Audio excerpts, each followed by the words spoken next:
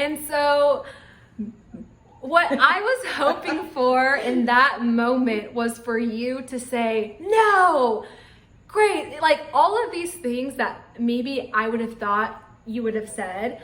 But when she said that, it was really giving me the space and the opportunity to figure it out, whatever that meant for me. And she shared something really unique with us, is that my goal is not for all my children to go to church, but my goal is for my children to love Jesus. And she even went a step farther from Jesus. Okay, if you don't believe in Jesus, Grace, that's okay. To have something that they value, to be in a place where they're serving others, to be giving back to their community. And you really gave me that option as well. And I was just sitting there like, I was expecting some big fight. I like ran out the door and I'm like, I'm not gonna believe what you want me to believe. But that didn't happen. And so what was so amazing to me, and if you're wondering where I'm at now, I am back. I am open to the idea of having a relationship with Jesus.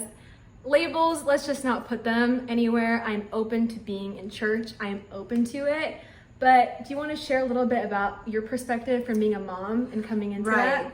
And so, it was really interesting because I had been a pastor for a couple of decades maybe, and it wasn't until just about a month or two ago that I stopped being a full-time pastor and working in ministry. And part of the reason why I kind of did that was I was having my own crisis of faith. My husband died 4 years ago, and I remember having conversations with him about maybe me having a job where I wasn't working on the weekends so that we could be together. And actually, fast forward, I was thinking through all of the goals that we used to have together and whether or not I still needed or wanted to fulfill those goals for myself because he was no longer a part of them. And I still wanted, some things that I couldn't, necessarily have being a pastor. So what happened is, I decided that I wanted to be with my kids on the weekend because I will share with you that the last 6 months of being a pastor, I didn't know how to get my own kids to church. I was working a lot, and the goal was not for them to come to church anymore because as a single parent, we had moved. It was really hard for me to coordinate when they would go, who they would go with, when I would pick them up, how I would arrange it all with their friends and, things that they had to do on Saturdays and Sundays. And I mean, it was just and so anyway, then I thought there needs to be a little relief in my life when it came to that. But also because I was understanding a different flavor of the Lord just in my own life, understanding the Lord in a new way and a way that was super freeing to me, and that then transpired to others, and letting you have space to be free in your relationship with the Lord too. So and it didn't have to be defined in four walls. And so anyway, I was just for a couple of months, I would come to Grace and I'd say, oh my gosh, Grace, this happened or that happened. And I don't know if you remember, but some of the times I would say, is it okay for me to talk to you about this? Because you might not understand it. And then Grace would say, yes, you can talk to me about this, because I definitely was talking about Jesus. And so every opportunity that I could remember to invite her into a conversation about God and what God was doing in my life and how God was revealing himself to me, I would then share them with her, but with, her permission, because I wasn't going to force, a relationship on her.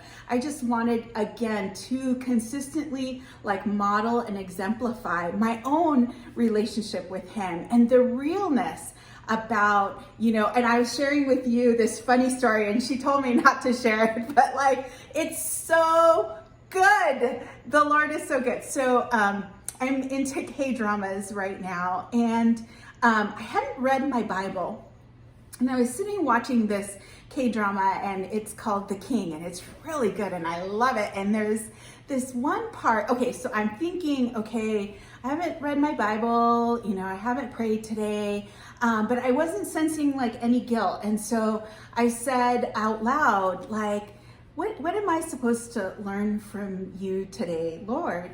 And there was this part in the K-drama where it was, the king, and he was on his way to rescue the woman that he loves.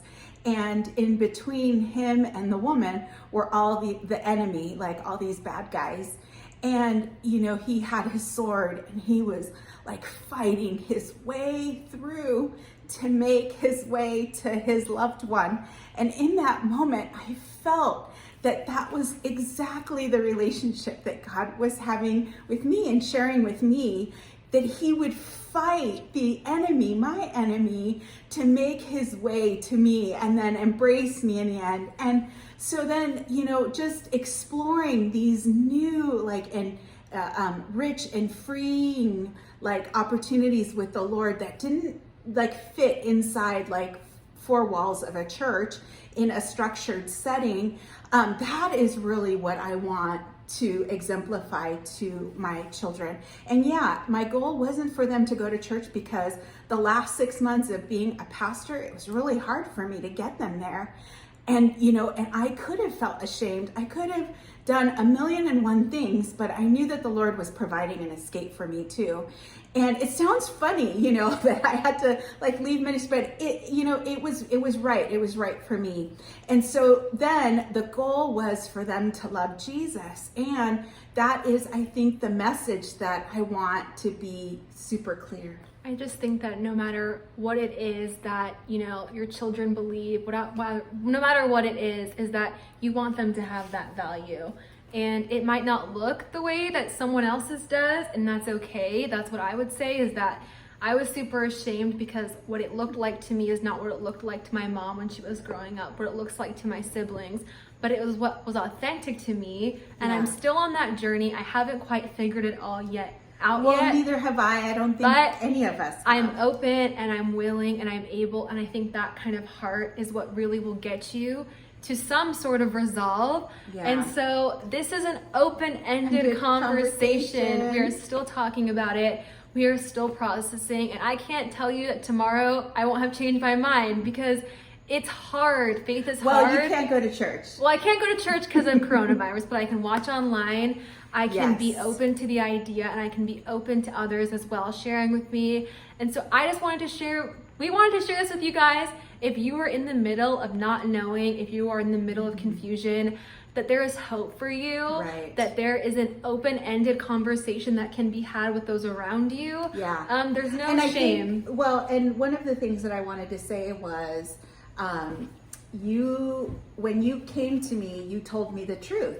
And That's the super truth important. set you free, because I think that you were lying to yourself too. I was. And I could see it, because what she had said is she was going through the motions. And maybe we can talk more about lying to yourself next week. time. But we It's just the wanted worst to kind of say lying. thank you guys for Thank watching and you. being open, and your comments and everything. It really is super encouraging to know that people are listening, and Yeah. we will see you next week. So I have faith that it's gonna be good. We have faith. Bye guys. Bye, We'll see you next week.